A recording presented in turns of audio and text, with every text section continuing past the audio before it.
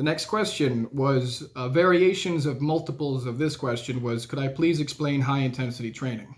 So I just started to, but high intensity training is you selecting a weight which is on the first rep already very difficult, very challenging. Okay, and you'll be proceeding upwards to be building strength and growing muscle. Now, a word which is thrown around a lot is hypertrophy.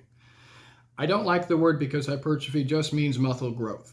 Now, when you go to the gym, either you are building muscle, which means technically you're actually breaking it down and then recovering it, so your muscle's growing. You are maintaining muscle, which means you're doing the same workouts and nothing's changing and you're seeing no results. Or you're going backwards, which means you're going backwards. Those are the only three things possible. Now, in return to high intensity training is just the most efficient form of muscle growth. The reason it's the most efficient form of muscle growth, it is the least amount of time spent in the gym. It is the least number of reps that you will be performing necessary to grow muscle. It will damage the most number of muscle fibers. And overall, you can maintain your focus the whole time because it's a shorter workout. You can create more intensity because it's a shorter workout. The problem is people don't understand going till failure. So a huge proponent of high intensity is failure training. Now, failure doesn't mean that you stop when it hurts. It doesn't mean you stop when it's uncomfortable. It means you stop the movement when you have exactly zero range of motion left.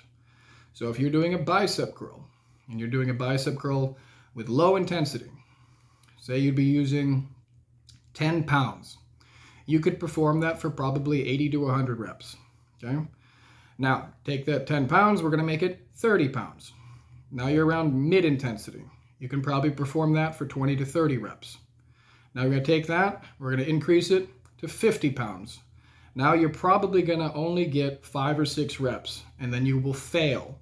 Fail meaning you can no longer lift your target limb, in this case it would be the forearm, with your bicep, meaning you fail as in no matter what, if you had a gun in your mouth, you would not be able to lift the weight.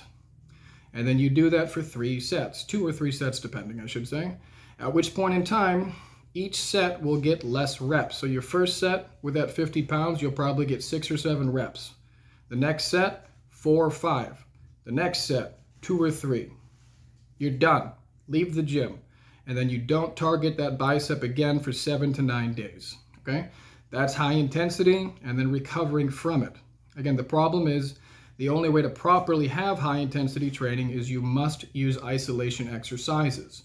The reason for this is unless you are using isolation exercises, you will always be able to use other muscle groups or momentum or other things to assist with the lift.